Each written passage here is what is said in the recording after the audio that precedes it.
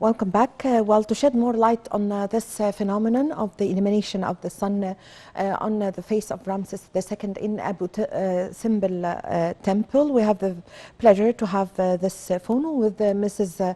Rana Ehab, Egyptology researcher. Good afternoon, Mrs. Ehab. Good afternoon. How are you? Mrs. Ehab, how are you? I really have the pleasure to have this phone with you. Could you give us an idea about this phenomenon that happens twice a year? Yes, for sure. This is one of the most important things. Touristic things happened in Egypt during the last century. But to make idea more clear, if this happened only on the temple of Ramses II, or it happened in other temples and other monuments in Egypt, the answer would be yes. So Temple Ramses II, they take all of these spotlights because of the importance of the place itself, the importance of the temple of Ramses II. So this indicates us that the ancient Egyptian people care more about the astronomy. So if they're doing their temples, everything should be the same way what we have in the heaven. So ancient Egyptian beliefs, everything in the sky should be in the land of Egypt because of the importance of the sun in our life, and this is what makes Egypt, especially Aswan and Abu Simbel, is special, is the sun. So they take this phenomena from this part to make the sunlight come on the face of King Ramses II twice a year. Some people mention this is the year of his birth and the year of his death. This is not true because we do not have any idea where is the king was born and where is the king was dead. But maybe this is the day of become a king in the throne of Egypt. Yes. Mrs. Ehab, how is this event happening today? Completely different from last year and the past years, as Egypt used to celebrate this phenomena and this occasion by lots of invitations to ambassadors and high-ranking officials and tourists who come to Egypt. But now with the challenge of the coronavirus, what's happening today concerning the celebration of this event? Actually, this is one of the challenges of Egyptian tourism nowadays because no one or no country in this world doing the same activity during the corona pandemic and save all the people who are in the place. So, yes, we made an event, but everything is arranged from the Ministry of Tourism and Antiquities. This is what makes this time is special. If we go into the organization dashboard, we will find international organization dashboards. We will find the tourism in Egypt during this year. It's reached to its peak because everything is arranged well, and everyone cannot enter the archaeological site without take all of her cares, wearing masks and the social distance and all of that thing. Yes. Mrs. Ehab, how was this extraordinary phenomenon first detected or discovered? Actually, yes, this is detected for the first time, not from the from Egyptian lady. It's from a British lady coming from the British Museum in 1974. During her recording to the things happened in the Abu Simbel and the project worked there, she found something special, that the light comes from outside the temple and go directly to the face of the king Ramses II in the Holy of Holies.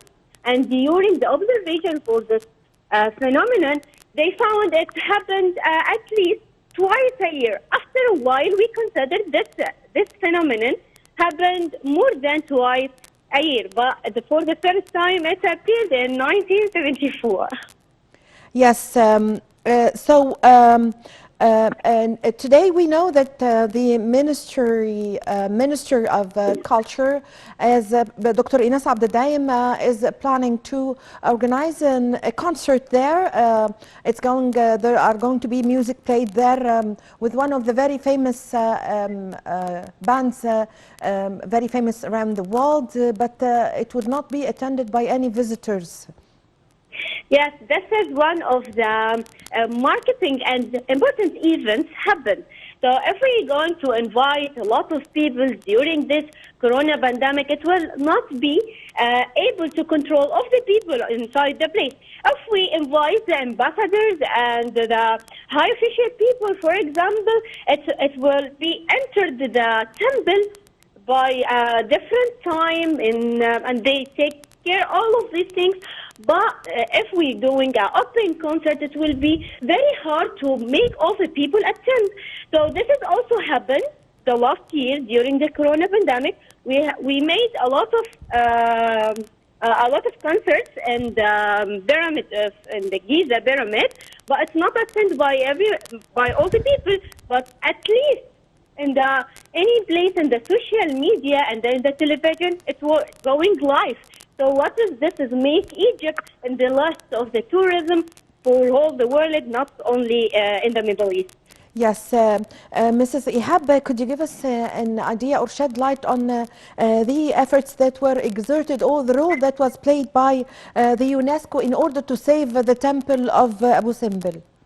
Yes, this is one of the important things we need to talk about. That in the temple of Ramses II was moved from its place to preserve the Nile flood and not affect on the Nubian people in the time of Gamal Abdel Nasser. And for that reason, we moved the place by a lot of our agreed efforts from UNESCO to put each place they took or they cut from the place to make it its place again, and also to preserve or restore every details, every scene inside the temple. So this is also a great effort. But what make also the places still special, the lake of Nasser. So the people can enjoying with the great temple of Ramses II and the great temple of his wife Nefertari, and then they're going on a tour on the lake of Nasser. This is considered one of the most important lakes in Africa, at least. Yes, Mrs. Ehab, Ramses II was the third pharaoh of Egypt's 19th dynasty and was regarded as one of the most important kings. He was very famous. Why was Ramses II that famous in comparison to any other king of the pharaohs? Could you tell us more about him? Yes, sure. What makes Ramses II is one of the great kings, especially in the Great period, like the New Kingdom or the Great Dynasty. This is because he made a lot of things in Egypt. Actually, some people didn't know that for King Ramses II, we have more than one temple for him, and we have a great temple for him in Luxor. It's called Medinat Habu, the city of Habu. And also what makes this king special is great because he makes the first peace treaty in all the world with Hittite people. And a number of his monuments, of his achievements, and also destroying the enemies of Egypt who want to take the land from him.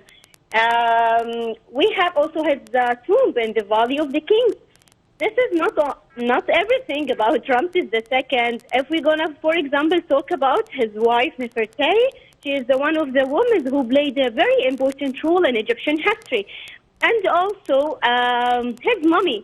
His mummy makes something destructive for all the people who mentioned his mummy is he was a pharaoh of Moses, and this is completely wrong because the history of Ramses II is completely different from the history of pharaoh of Moses. So his mummy was moved now from the Egyptian Museum to the museum in Al Fustat. So we have a lot of great things achieved in his time. For that reason, this is the make him as a great king in that period. Yes, I thank you very much for your valuable information and for your time, Mrs. Rana Ehab, Egyptology researcher. Thank you very much for joining us over the phone. With this, my dear viewers, we come to the end of this episode of our program, Cairo Local Time. I'm Amal Mukhtar. Thank you for watching.